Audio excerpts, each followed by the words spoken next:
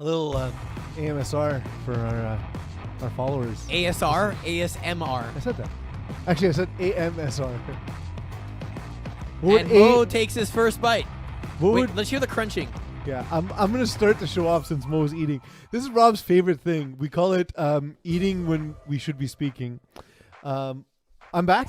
I am Peeze. For new players, my name is Peeze. I am typically one of the co-hosts of Calling the Audible, along with my cohort, the now face-stuffing Mo Khan.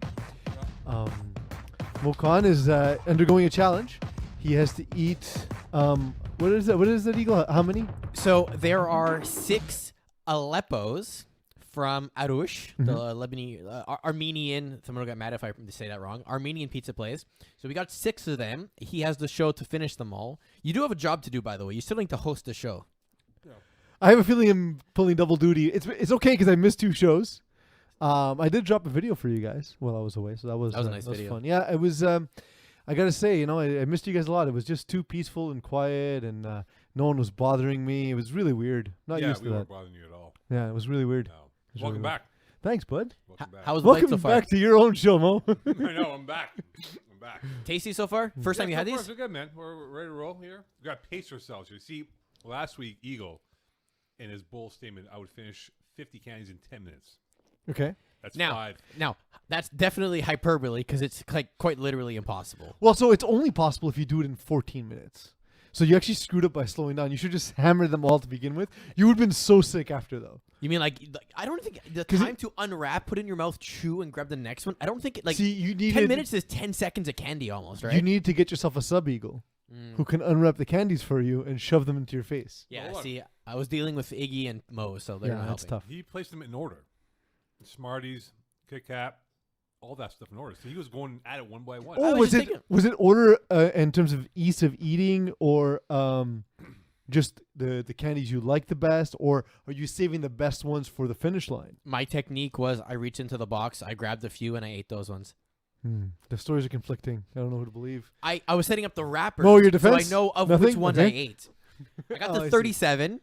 And I still managed to talk throughout the duration of the show. So Mo right now is struggling. To be fair, if I got anywhere near 37, I would have been sick. Mo's going to eat 6 pizza type things over the span of an hour. I didn't realize how hard I'd be working on this one show. But, thank you guys for having me back. How was your trip to Georgia? Awesome. We have family down there. We have friends down there. So we got to spend some time with them. Got to go to a wedding on my birthday for the first time ever. That was a lot of fun. It was strange because the wedding ended at 10 p.m. 10 p.m. Yeah. That's when the wedding begins. Yeah. People were leaving at it was like a Sunday night wedding. And some people left immediately after dinner, 6 o'clock. There's still sun out and people were leaving. And then we stayed till the end, but we were told at 10 o'clock, oh no, you need to be off the property because the venue was booked 4 hours at a time. So if we stayed at 10:01, they'd have to take the venue till 2 in the morning. Oh, really? It's one of those. Yeah. Oh, okay. So they didn't take the venue until 2 in the morning. They didn't. It's the couple that got married has 3 young kids. So they're in bed already. They probably weren't going to stay long after that anyway. But yeah, it was cool. It was nice to see people. Georgia, Atlanta's becoming this hotbed of cuisine and craft beer and all the stuff I love. Spent a few days out on a lake, as you guys saw when I sent the video. That was nice. It was fun. Good times. Ended up coming back home for Halloween. I had a mustache as I was Ted Lasso for Halloween and am now clean shaven for the first time in 6 or 7 years. Have you ever seen me clean shaven? No, I've never seen you guys at the same time.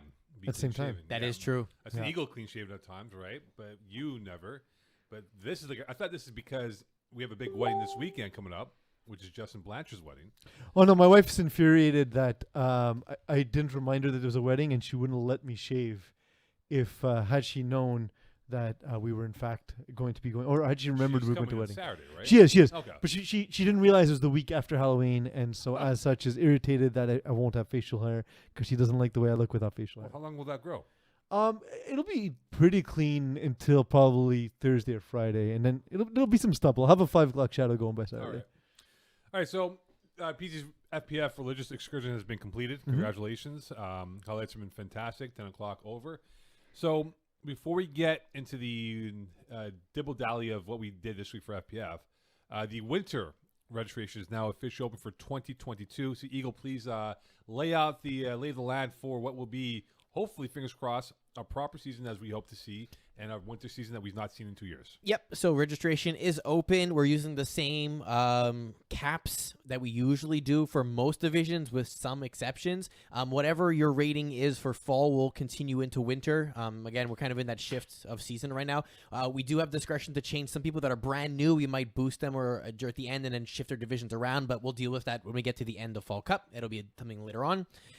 Something kind of new this year, 35 plus has 2 divisions. One of them is going to be a draft division in partnership with the KTFL League, and then the other one's going to be the 2 conferences, an East Conference and a West Conference. You can actually choose whether you want to play in the East end of Montreal or the West end of Montreal, and there is only a single division of that 35 plus with a single cap.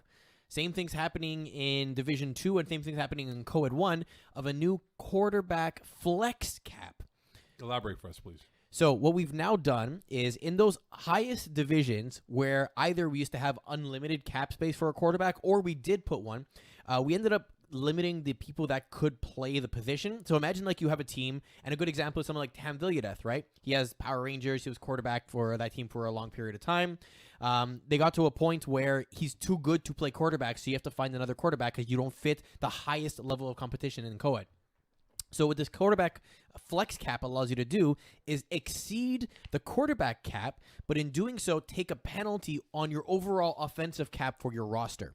So if you go over, I think the cap is like 80 or 85 or something. For every 0.2 you go over, you lose 1 point of cap space.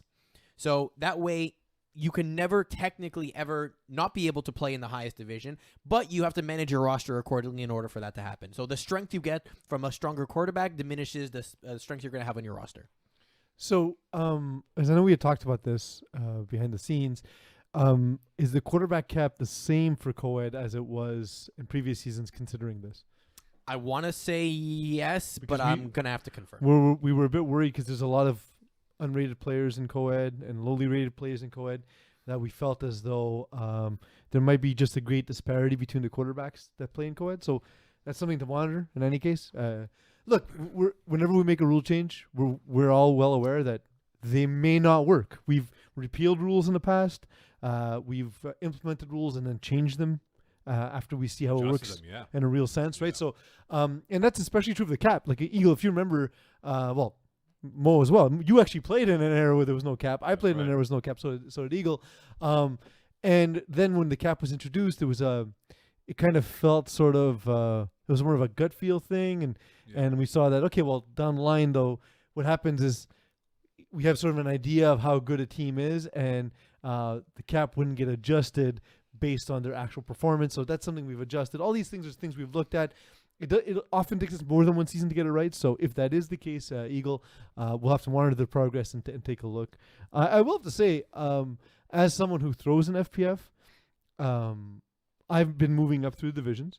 And to be honest, I was actually more worried about the group of quarterbacks I was throwing against in past seasons in lower divisions versus what we have now. There seems to be a better grasp on how quarterbacks are spread out through the divisions.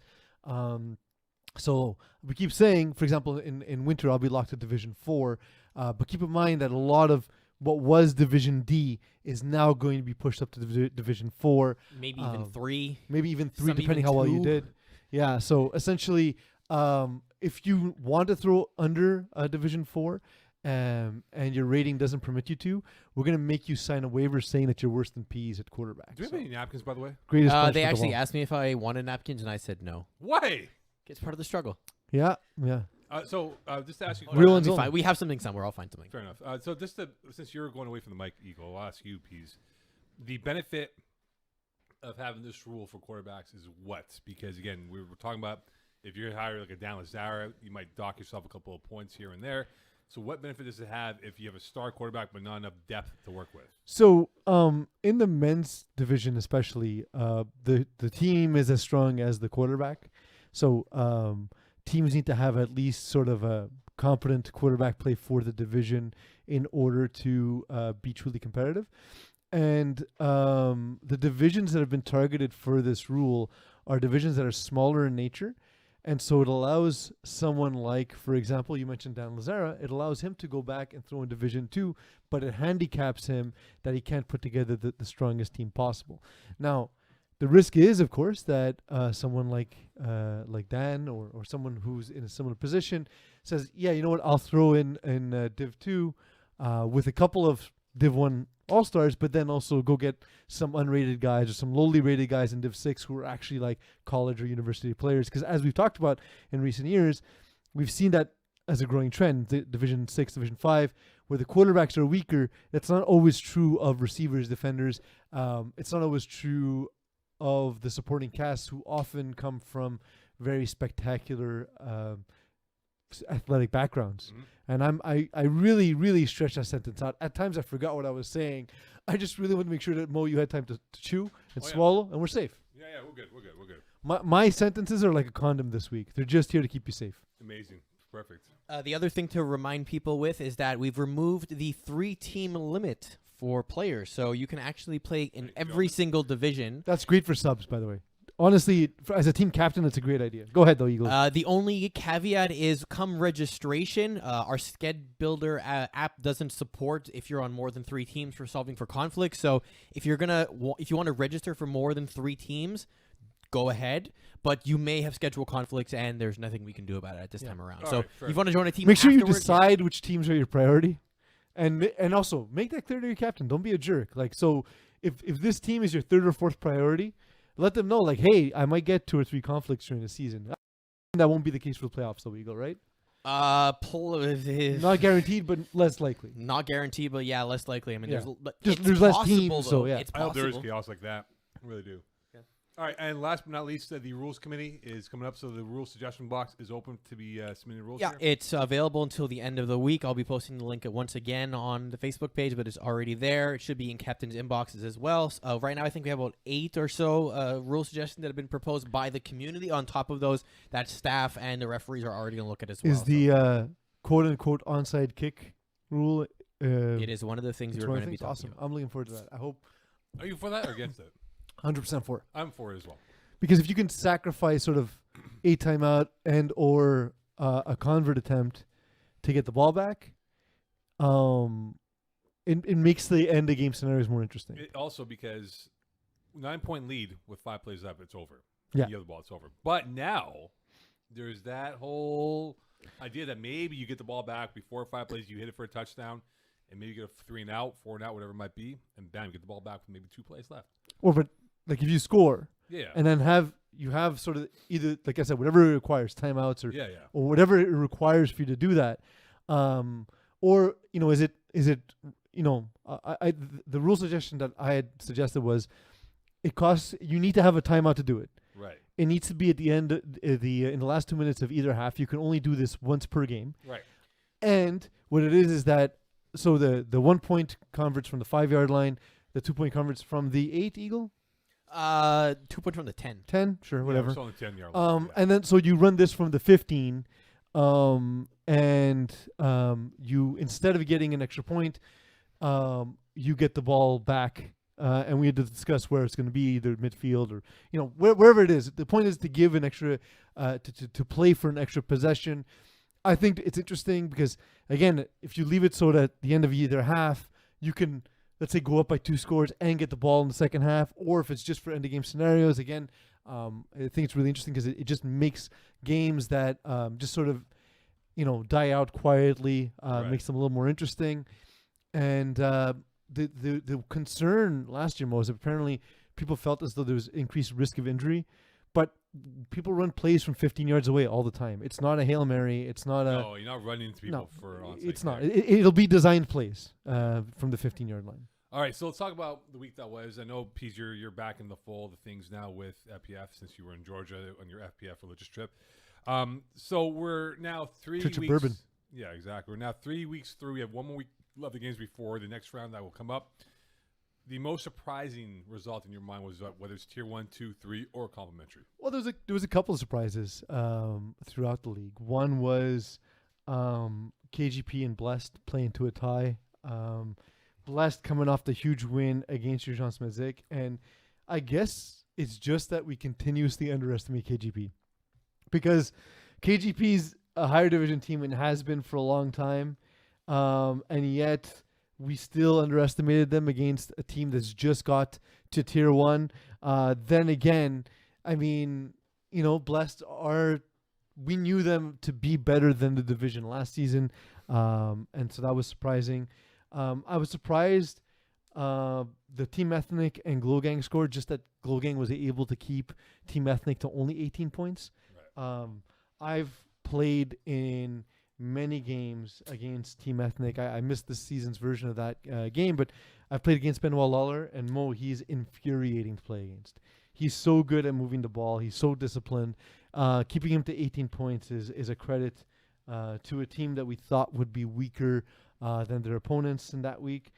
And then I look around and I see free agent squad. I know you guys talked about while I was away, You're hot, man. But this is a team that's composed of free agents who just took it to task, beat the Stormers 41-19. There's another blowout in Div 3 that we'll talk about at some point during the show for sure, because I was actually there to see Eagles lockdown team in Tier 3. Yeah, it's not good. Oof. So I have one game that really caught my attention. Just to go back to the KGP Bless game. Let's not forget though, right? They had that familiar rivalry from last season. Mm-hmm. Well, I mean, not last season, but in the fact that there's guys who play for each other. Like you look at Quasi Gordon Mall, he's played for Blessed, and he's playing for KGP. So he understands how Stephen Harperstock runs his offense at times, and can figure it out. Maybe if he guesses right on this moment, he can pick it off, whatever it is. But I just think that KGP overall, from where they were this past spring, to where they are now, I mean, they're definitely getting better week by week here. Yeah. They've gone toe-to-toe with the best teams here. I know they squeaked out a near-death loss to EZW in the last play, where Quasi had to go to quarterback practically and win the football game for them. But I think overall, this has been a good effort for them. And I just think that whole division is still muddled in terms of where they are from 1 through 5. But the game that I looked at, Peeze, that really caught my attention was on Monday night, was Useless Diablos against it's not useless. I call them useless. That's a great name though. Useless Diablos. Because what would a useless devil do with his time? You can't torture, you can't play tricks. What would a useless devil do, Eags? File your taxes.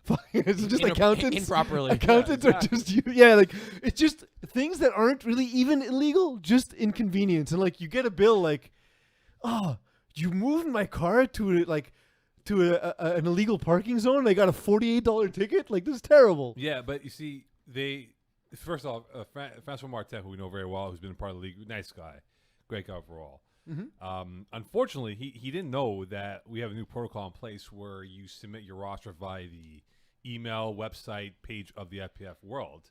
Mm-hmm. And he came up to me with the paper. Here you go, Mo. I'm like, what is this? The roster? I go, Frank, we don't do this anymore, man. We changed times. What do you mean?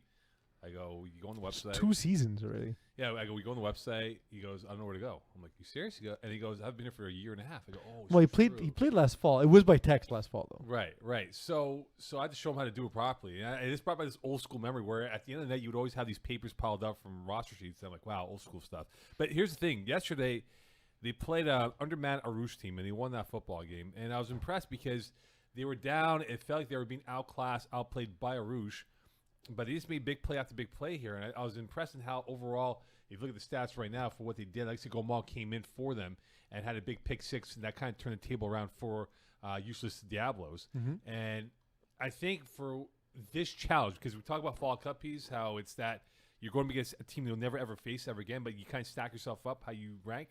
This was a good challenge for the Useless Diablos, and they came through big time on a big W for them. Yeah, I was talking to Kevin Lubin ahead of this game, and he said that he felt his job all season long was to talk to Francois Martin about just taking what's in front of you. Kind of the criticism that's been going on with Pat Mahomes, just not taking the easy underneath routes and stuff. Francois Martin has had that reputation in FPF. I know teams who will play strictly cover 3 the entire game, just because they'll leave like underneath routes open, just because they know he doesn't want to throw them, and will eventually lose his patience. So I think this is a positive sign of things to come. I think he's seen his team get down early a couple times and realized if he just stays in control of the offense and keeps moving the ball, good things will happen. And I think we've seen that with them now. Also, another thing that a useless Diablo would do, anytime you hit the snooze more than twice, it knows you're running late. It's going to move your keys, move your wallet, so you can't find them, making you even later for work. And instead of snoozing your alarm, it actually dismisses it. Yeah. There we go. That's not bad too. And you're late for work. It unplugs your charger overnight. Exactly. I hate that one. Exactly. All right, so there's How was the Arush, by the way, since we were talking about them? I'm through 3 right now. And? It's good. They're good, eh? Yeah, they're good. I am not able to eat it till tomorrow morning, but at least I know I have my breakfast packed. You have for some the morning. Lama Junes ready to Thank go. you. It's much appreciated. We're I through took a couple, 3. though. And how many minutes we're through right now? The show? We're all 20 minutes. Yeah, so we're through 3. How you feeling? Good. I'm starting to feel a little bit heavy. They're heavy. You're heavy right now. I'm telling you that the key is 14 minutes. 14 minutes, you go outside, you vomit, you come back in, you're good to go. Yeah, Second wind. Of course. Second wind. Get that second win going forward here. Of course, I have 3 more to go in this challenge. Last but not least, PMS. Cold Laval Wednesday last week. They won a close one. I don't know. It was tough to read because the 7th rounders are a pretty decent team in terms of how they play as a crew. Jafar Hassan's boys on that roster. But I was a bit disappointed about PMS because I thought Frankie Scalzo would take that next step. He had a good opening drive, and I said, hey, Kyler Murray's in the house, right? Because he plays like Kyler Murray out there. And nothing looked like Kyler Murray out there. He looked more like, I don't know. He looked like Peeze going as Kyler Murray for Halloween. He looked like Kyler Murray against the Packers. Yeah, exactly. A little bit more like that. But, PMS, they're going to, Scalzo's a really good quarterback, I think, for this level of where he's at. But they're not going to win because of him. They're going to win of their defense. I think their defense is going to be the reason that they have these close affairs go in their favor because they can lock down teams on man-to-man looks. They have the athleticism to play any formation that they desire and shoot and gamble when they want to. So I was really impressed by the fact that, hey, at the end of the day, that this was the situation for them where in a tough game against 7th rounders who they should have steamrolled from the get-go, this is a character win for them. Yeah, I think, look, the key to remember is this is the Frankie Scalzo version of Portman Spike. Obviously, with Brad Evans at quarterback, they're a very different team. They also are missing a couple pieces. They don't have Jordan McInnes this season. Obviously, they wouldn't fit Tier 3 with their entire team, right? So, you get into these situations where sometimes maybe playing in a lower division without your best roster might hurt you. Now, they're winning games. I saw them during the first week play against Lionhearts. They got through this one against 7th rounders. I think 7th rounders are an interesting team, but I do not think that they'll be one of the better teams by the end of the season. So I'm happy to see PMS get by them, but you're right. It should have been a more convincing win. But speaking of convincing wins, Mo, I was there for the 57-0 trouncing of Save a Horse versus Lockdown. I don't know what Save a Horse, what the team name is supposed to mean. Trojan. But how does it need to be saved? From drug addiction? From itself? Maybe gambling? Trojan Horse coming Blue Factory? Maybe Trojan Horse coming to do a surprise attack. I don't know. Could be.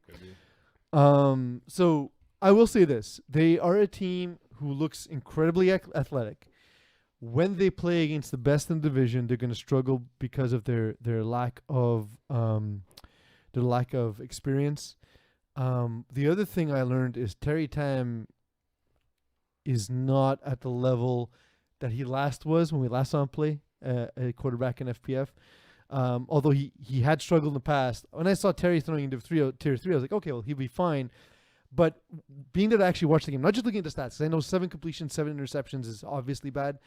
But watching Terry, I'm sorry, he had 7 INTs? 7 INTs and 7 completions. No way. 3 of which were returned for scores. No, none of the including completions were for scores. a shovel pass. Yeah. In red zone. Yeah. So I'm so confused by this. 7 INTs, really? yeah, Yep. it's a rough game. But Terry wasn't seeing anything. If the first read wasn't there, he struggled. He put the ball down to run too easily, in my opinion. He wasn't he's not the quarterback for this team, so he wasn't expecting to come into the season to throw. But he did great in terms of filling in on so no one else had to do it. Yeah. But against an athletic defense, if you're not making proper reads, if you're not making proper play calls, I was only there for a short period of time, and I saw the same plays often run and misread by Terry. And I think again, it's just it's been some time before he's taken snaps to quarterback position. And last week against your first game at Saint Laurent, you didn't really have much of a pristine affair. In 2 back-to-back weeks, the opposing defense has outscored our offense. Okay, no problem. Thanks, Terry. Yeah. All right, let's take a look at Tier 1. Fairly close. First place to fourth place, I think, is 2-point separation from where Blessed is to where KGP is. Quite muddled because there are 4 teams within first place here, Peeze. Going into the final week, before we might start seeing now what will happen for the next round of games here, how does this play out for Tier 1 with what we have left going into the final week? Well, it's been. I thought there was gonna be greater disparity. Blessed still technically undefeated. Urgence Benzik taking a loss. And sorry, two Blessed, obviously. But I'm saying like, it's not. When I left for Atlanta, I didn't expect to come back to find these standings, and I didn't expect Mangoose to get a win before ECW either. Both defenses struggling as we thought they would. But it's it's gonna get. Does this division get subdivided into? No, it doesn't. It doesn't, huh? Okay, so But it becomes weighted though, right, from the schedule perspective. I believe so. The specifics, I don't have top of my head. Yeah.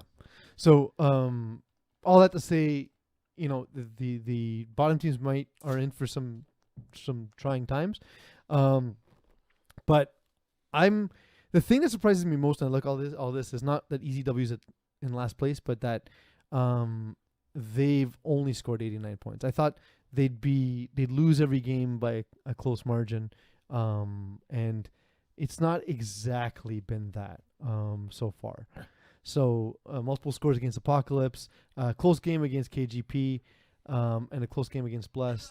I guess I'm just reacting to last week because I saw part of the game against Apocalypse. Every game that I've covered so far from scorekeeping with ECW, against Blessed was last play of the game. That's what it was. Your boy who plays with you on Hot Sauce. Will? No. James Langshaw? Langshaw, yeah. He made a huge play to win that game. And then the game against KGP, another huge play by Crazy Gordon Mall. So this team could easily have 2 wins and be 2-1. And maybe we're talking about ECW being the team to win or be in first place going to the next phase of games here. And I just think that in Tier 1, there's been more, aside from the Urgence Medic win over Mangoose, a lot of these games have been relatively close for at least a half going into the second part of the second half here, going halfway through that point. So if I'm ECW, I'm not discouraged because you've gone toe-to-toe with the so-called best of what should be, Division 3, Division 2, whatever it is for the next winter season, wherever it might be. And they could have easily won those games, and we might be talking about them as being the intriguing team moving forward. Well, and Eagle, correct me if I'm wrong, but I think Mangoose and ECW are the only teams that are Div 3 eligible, right? Like, because Blessed would be Div 2? Or are they Div 3? It's going to depend on the roster. Depend on the roster, it's tricky, yeah. They're in the 2 to 3 range for sure. So, but those are the only 2 that we know pretty much for sure. Those would be Div 3 teams, right? Whereas the other ones are sort of borderline Div 2. So definitely they're a bit outclassed in that way. But it's been interesting, and I really like the Apocalypse roster. A little surprised that Jeff Rosenblatt's already thrown 4 interceptions. He's normally very good at protecting the ball. And I caught a bit of that ECW Apocalypse game, and it didn't feel particularly close. There just seemed to be a class difference between the 2. Weight class difference.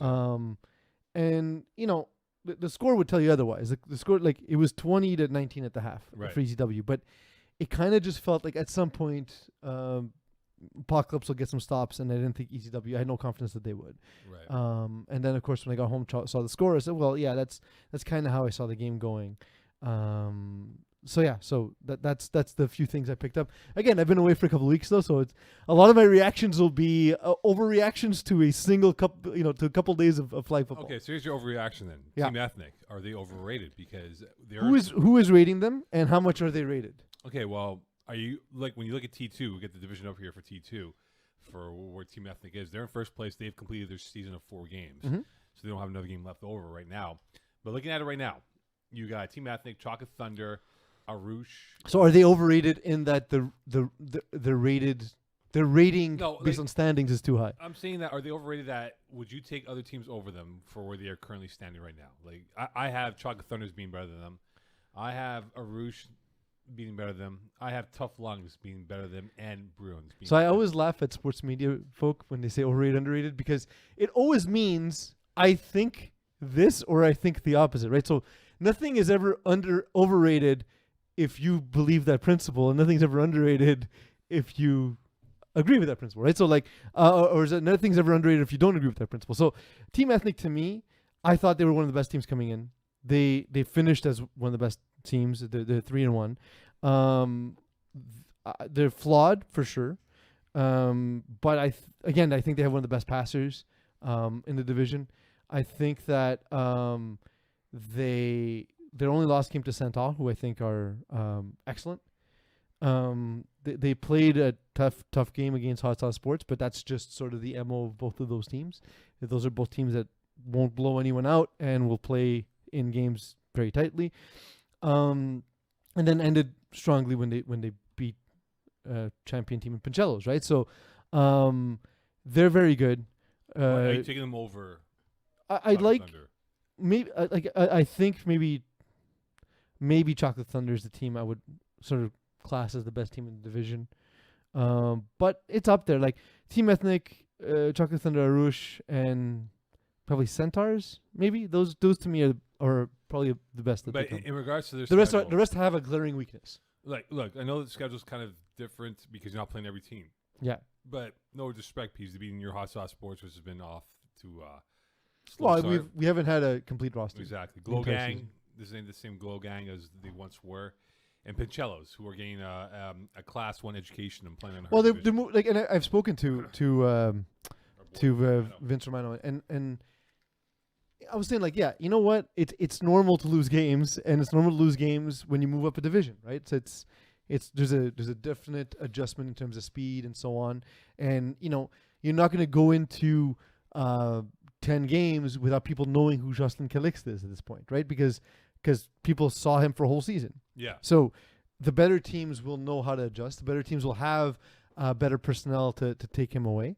And it's going to come down to how well he uses his second and third reads and how well he uses the other receivers on the team.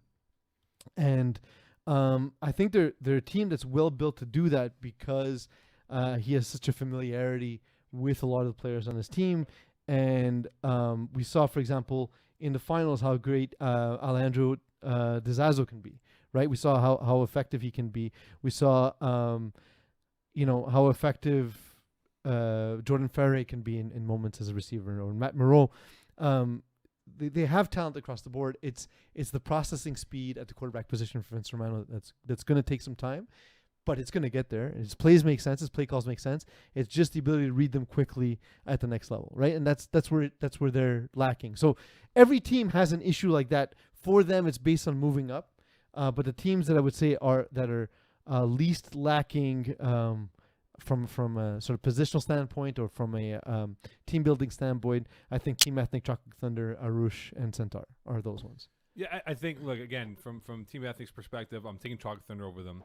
Arush, even though they lost to Useless Diablos the other day, we're missing Eric Lalone at the quarterback position, missing a few guys that would normally be there but weren't there. I would take them over Team Ethnic. I would definitely take, as I said before, Bruins over them, Tough Lungs over them. I just don't buy into Team Ethnic. Tough Lungs to me is an incomplete team. They are in the class to me. You're like Jay Cutler. They're in the class to me with Tough Lungs, Bruins, Unexpected Diablos. Weird cut. And we're back. We had a little technical difficulty. Mo basically is dying, and we needed to check with the doctor, see if he'd be okay. He won't be. Turns out this many peppers and that much cheese is not good for your digestive tract. Not at all. Not at all. Man. Yeah, just regards to tough lungs. They're one of these teams. I just think that they're somewhat incomplete. They have obviously their superstar in Justin Lerner, and I've been very impressed with how Matt Lerner's improved in recent seasons. But I think, for example, Olivier Delaires is underused on offense. I think in general, too much of the offense goes to Justin Bizarro-Gray and Well, no, the Wranglers got a role now. and Justin Lerner. What? The Wranglers got a role now. Yeah, They're but in even the at that, I'd like to see him used more. I just there's too much reliance, especially when the games get tight, on going to who he expects to make big plays for him. They've won a lot of close games. Other than when they lost to the Bruins, so they beat Hot Sauce Sports week 1, but then they had a tight game against Mean Machine. Even the game against us at Hot Sauce Sports was close until late. Right. And then they lost by 10 points to the Bruins. So resume and sort of the team construction, I think, is good, but it's missing one last piece, or just the deployment of the pieces to be that next level. Right. When we look at the tier 2 standings again, Mhm. Eagle, the dotted line to keep their hopes alive. So let's just go over it again to make sure people understand what happens now as we move into the final week of games for the opening round here. So bless you, Eagle. Thank you. So the dotted line now for what to qualify. How do we break this down for tier 2 once again? Bless you again. Thank you. We're literally cut it in half. So there's 15 teams. I think it's at the 7 or 8 mark. We're gonna do a big line and split it. I think. maybe. Maybe. If we desire that. I don't know. won't Rob it- does magic sometimes, and by magic I mean not telling us. Yeah, I mean, I guess it would be 8 and 6 teams is the way to do it. Six. It doesn't have to be split down the middle though That's true. necessarily. Well, it can't be also. Okay, so There we go. Information. Maybe he does 5-5-5. That's true. You play 4 games in the middle bracket. I don't know. We'll figure it out.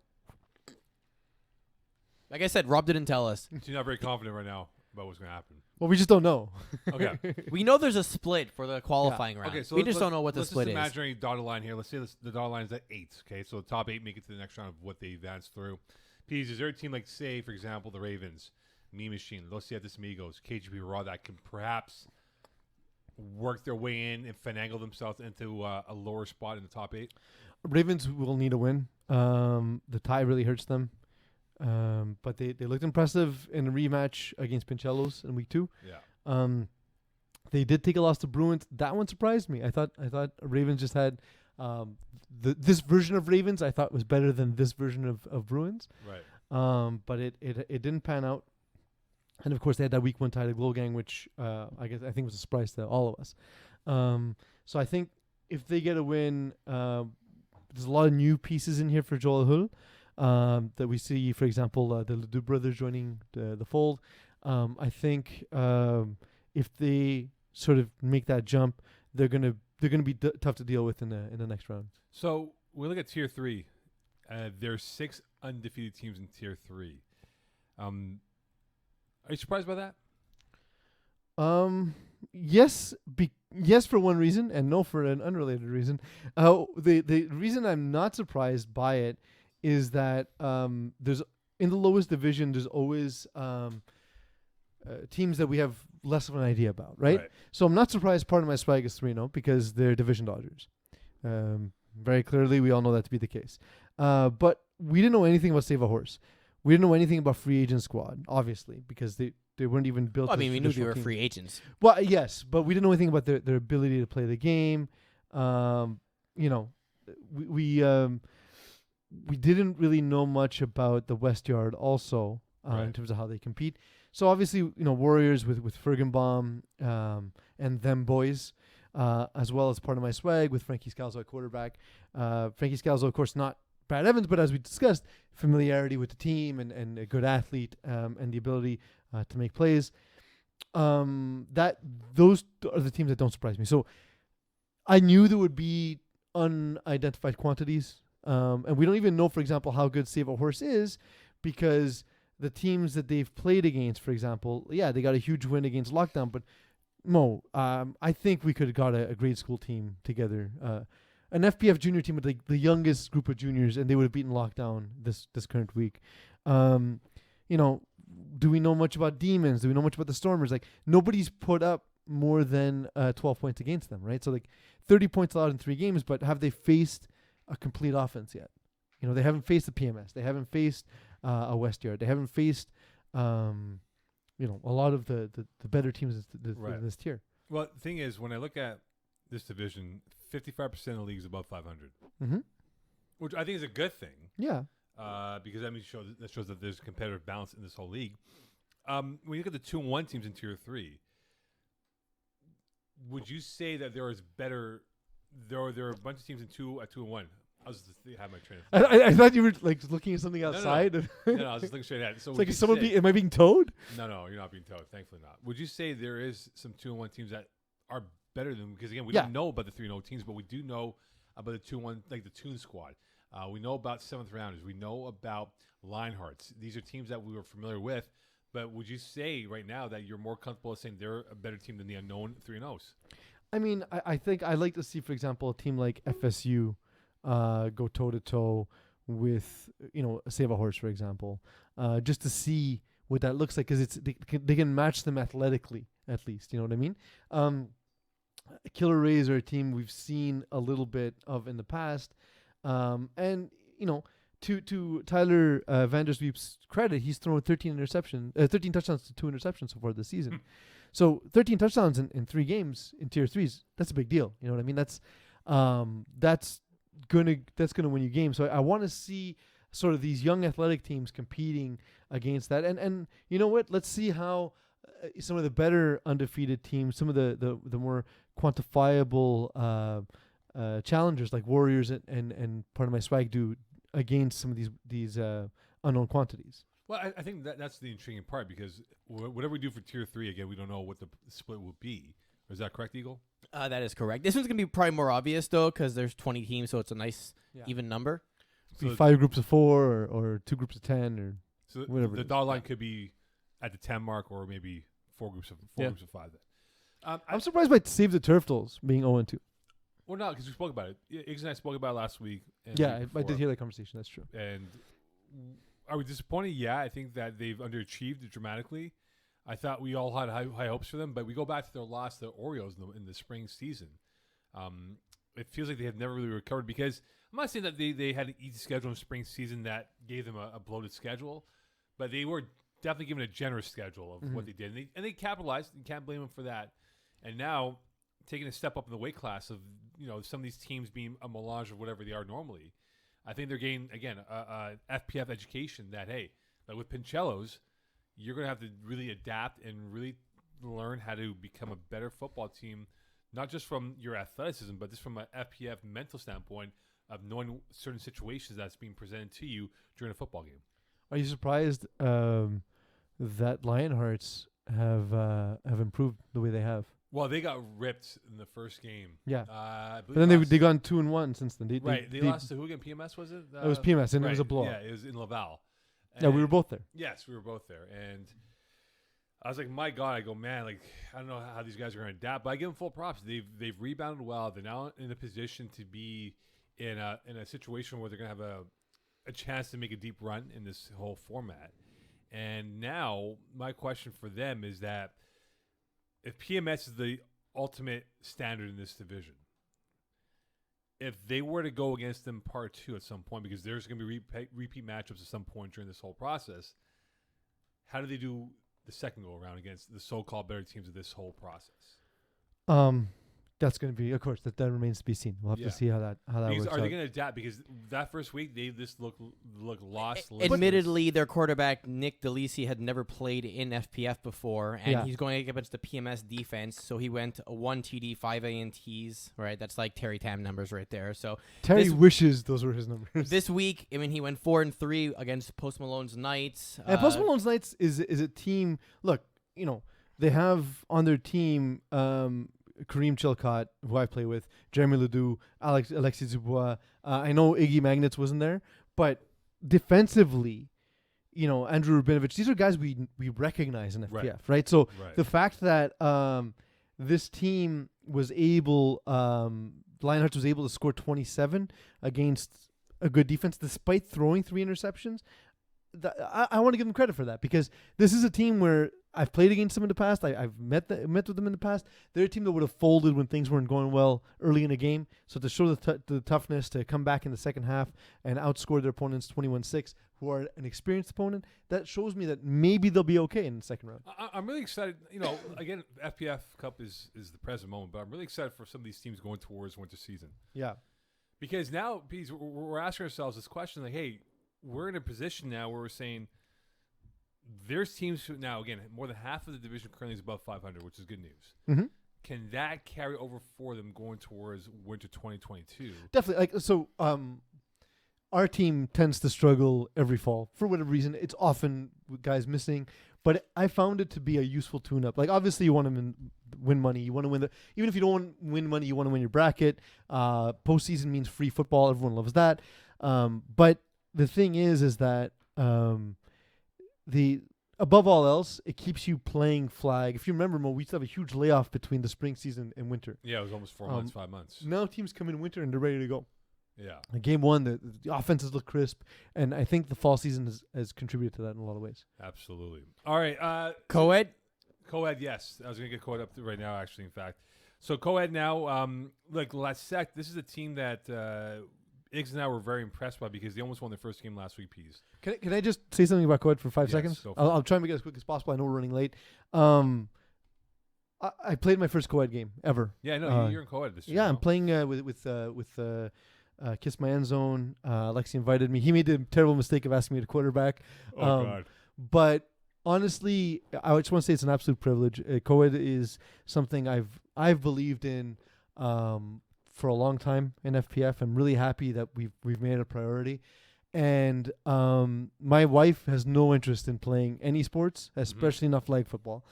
And so I just never had the opportunity or the invite to play in the division. So I'm truly blessed to be invited to the division. Thank you all for having me. And my first game was a very, very positive experience. I had a great time. Just wonderful people all around on both sides, on both teams. It's a really nice community. Who do you hate the most? Lexi Dubois. Okay, perfect. Unequivocally. Perfect. Then For putting me in this position. So we're going to the final week of games here. There's 3 games exactly left here. Lasec, I know, losing to YY 34-8, but I think they're starting to turn a corner, though. And I think for what they have done, they've taken some serious licks in this FPF world since last Fall Cup, but they've improved game by game. They've never given up. Good attitude here. But I think now, when they get easy fun, they're trying to really establish dominance in this division. Would you say they're the favorites to win this division? They're good. They're good, and Jeremy White's ability to buy time is I think one of the keys to being successful in co-ed. Just based on you can't rely on the same kind of things you do playing in the regular divisions. Right. And from what I've seen, nobody's rusher is sort of truly elite. So if you can buy time and get everyone involved, I saw firsthand, Mo. Like it was very clear to me that when we didn't score on our second possession, I was like, oh, this is going to be tough. This is going to be a tough Right. game.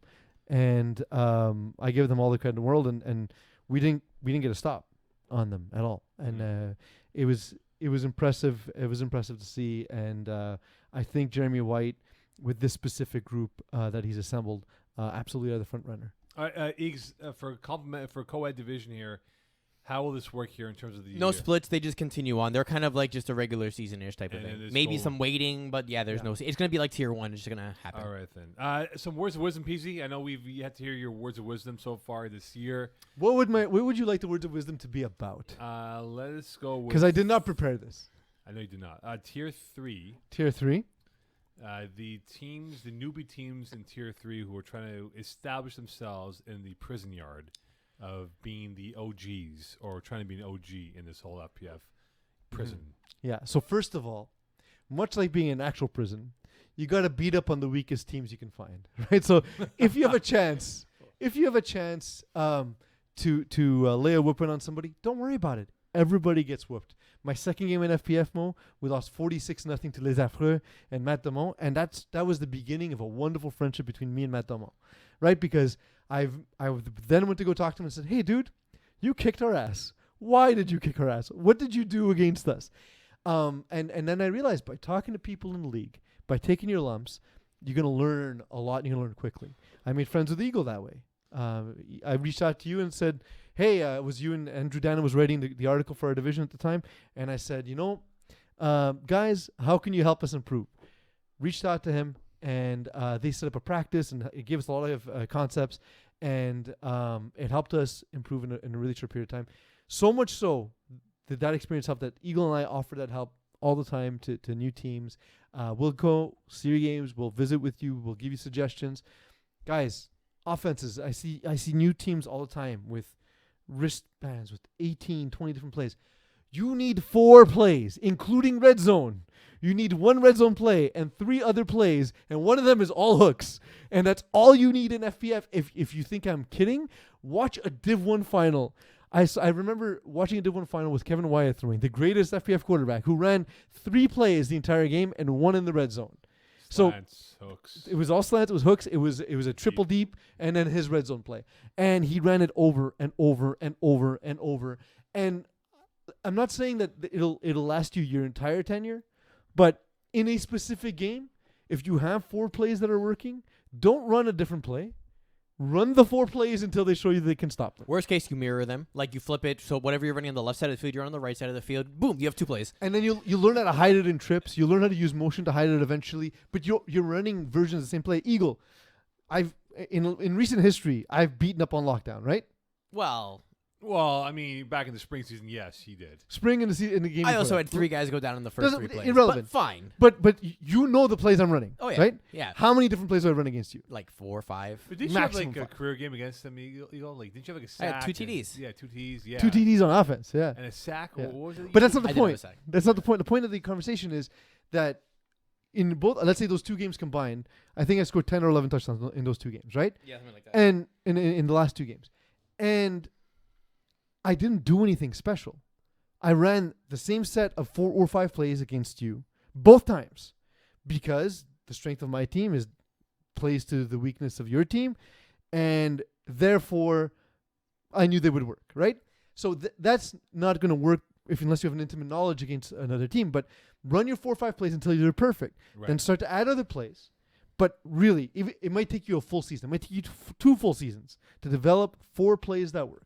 Right. If you need any help, reach out to me, reach out to Eagle, reach out to Iggy, not Mo. I always like to say No. football is just athletic chess. So if you're good at playing the Sicilian defense, for any people who have watched the Queen's Gambit, play the Sicilian defense. Yeah, and you'll learn later. Like for example, I call a lot of floods and read them well, but teams know that, so I've had to develop ISO reads, triple slants, the famous Kevin Wyeth play. I've had to learn how to read that because it's so different from the rest of my playbook. You know what I mean? So like these things will come with time, but definitely don't feel the need to rush to learn how to read these plays. Iggy told me recently, Mo, as he's throwing in tier 3, he's like, I can't read triple slants. I said, you know what? It took me 3 years to figure it out.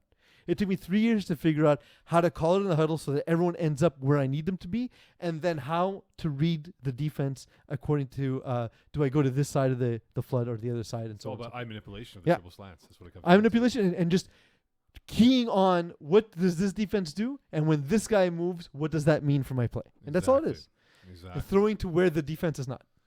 All right, then. It is now time for... It is now time for a surprise call-in. That's right. We're doing a surprise call-in. You don't know who I'm calling. Could be anybody. It could be anybody. It's not anybody, but it Who could is it? be anybody. You will find out. All right. I am definitely beat from this, man. I had 4 of these. Man. You look like you're dying. Your face is swollen. All this bread. Hello. Iggy! Oh, hey, Iggy. How's Costco? Hey, what's up, guys? Not much. How's Costco. I'm not at Costco. I'm not at Costco right now. We ended up staying at the hotel. Which hotel you at? Sheraton. I don't know, some chalet hotel. All right. Like cool. a Swiss chalet? No, not a Swiss chalet. Like He's a in St. Louis, not Sheraton, Switzerland, Eagle. Yeah, he's in Bush. Yeah. He's home of Bush beer. That's where he's at. Iggy, great to hear from you. Thank you. Thanks for reaching out. No problem. we were just discussing your deficiency in your ability to read triple slants, and I was explaining that it's not as intuitive as it at first seems, because we're giving some pointers to new tier three teams, and I said 4 plays including red zone is all you need to start. It was my my moment of wisdom for tier 3 teams. I agree. So I realized I ran it a couple times recently, and I've gotten the hang of it. The first time, not so much, a couple seasons ago, but definitely now after having that bird's eye view, so definitely one of the suggestions would be to check out the finals live previews that we have. But seeing it from that vantage point definitely gave me a different perspective into how to read it properly, and it's been successful so far. Absolutely. All right. That's surprise call. All right. Have you had any? What have you had in your time in St. Louis? Bush beer?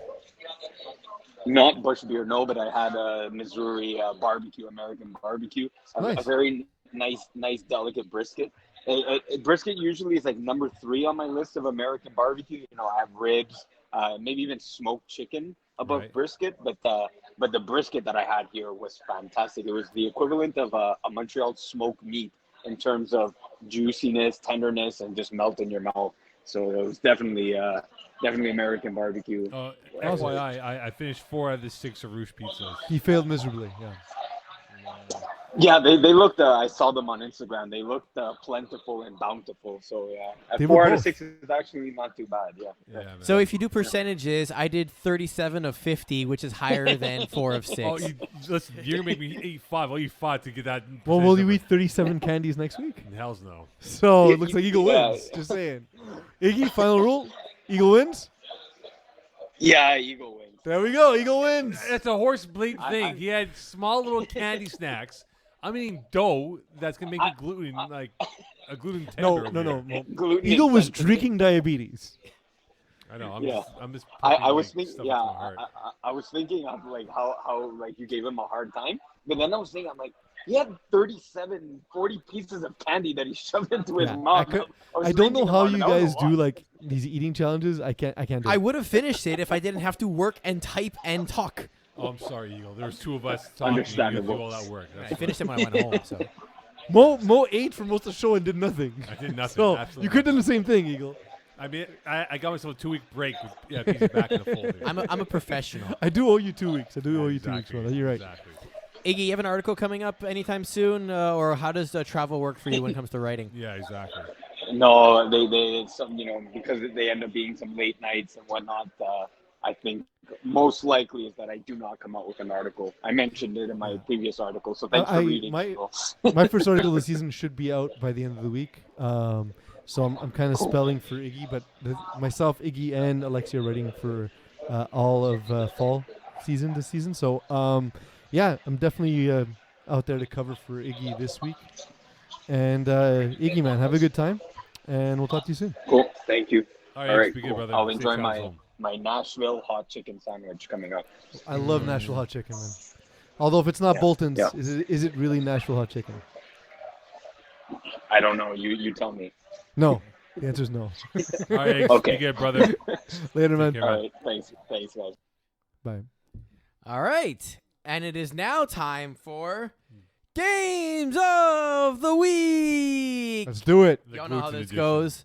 Peeze, have you been doing well in your picks? I haven't been paying attention. I think I'm winning as always. That's I'm pretty good. destroying everybody. I'm laying such a long shadow over Mo.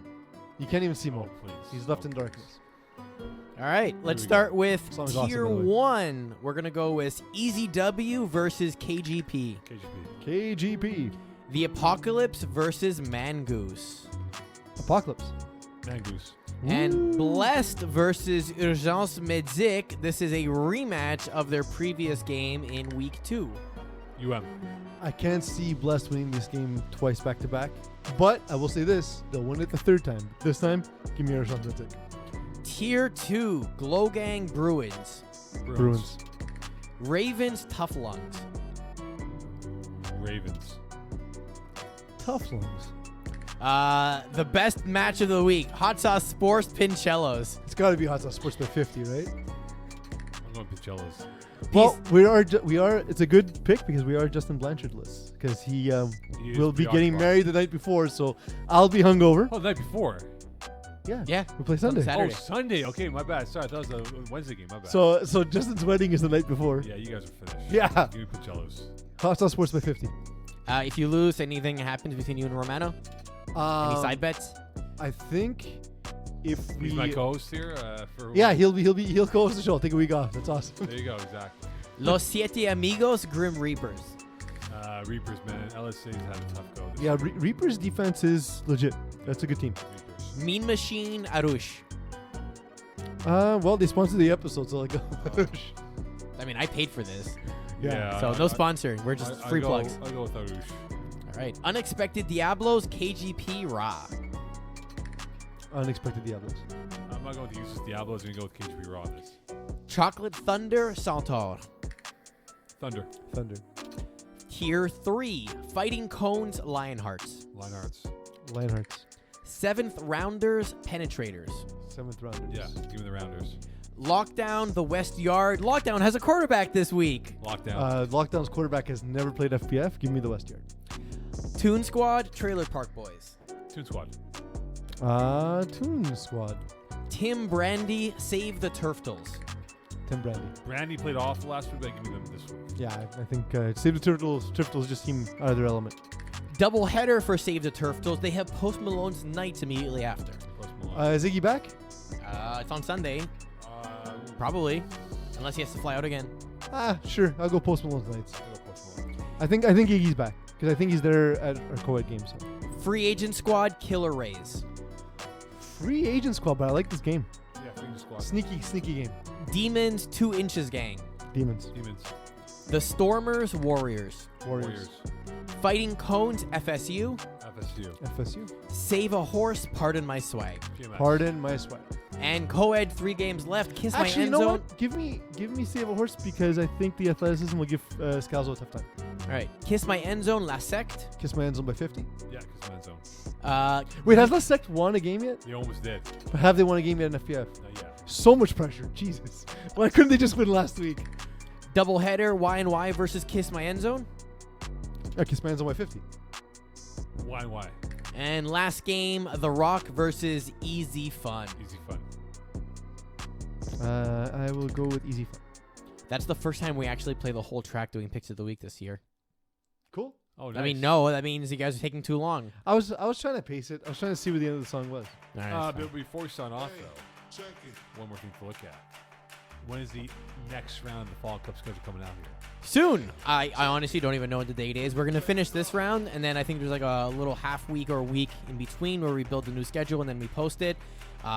We will let you know So once when Rob would it- tells us when he's doing work. So the next round would begin It will begin when, friend? when it begins. So November 8th is the last day of games. So are we expecting to begin November 15th? Probably. Question mark. Question mark. This is information that would be great to be communicated to the media and staff. Yeah, I No. appreciate it. No. Okay. To be fair, I haven't been here to yell at Rob for 2 weeks. No. So Okay, Iggy, thanks off the Arush. Do you like them? was Are they very good. overrated? It was Are very they good. underrated? who rated them to begin with? I don't know. Mo rates everyone. Mo. Were they sneaky good? They're actually under Did the their radar. percentages add up to What? 100? Was it a trap snack? It was definitely one of those. It was a trap snack. You didn't finish it. It was a clipping. It was a cutting edge over here, my friend. Oh my god, I'm so done. I'm so tired right now. Oh my god. All right. Anyway, we're back here next week. Peeze and I will be back here. Peeze might be still hungover along with Eagle. Oh, absolutely. On the Justin Blanchard wedding. Second liver. Perhaps he will be. Congratulations to Justin Blanchard, who will be getting married this weekend. And The MVP himself. The All-star MVP. Yes, and As he likes. It's on his business card, I believe. we, as in the three of us, not the FPF world, will be there on the weekend. Look forward to that. So, some people might be. Aren't we the FPF world, though? Are we not well, the if FPF I world? say we, then everyone's gonna say, "Hey, we're invited to Justin's wedding." Aren't they? Like, I think, look, listen, at the very least, you should show up for free drinks. Yeah, it's been a nice gift. Nice gift, and you're good to go. There we go. 10:30. Okay, that's it. Congrats, Justin. We'll see you on the weekend. And with that, Magic Words, please. 34-7. Do it. Do it. I ain't doing anything. I'm just The telling you. dagger's in, Mo. Dagger's Good not night, Florida Gators. in. It ain't in for nothing. Still can't win anyway.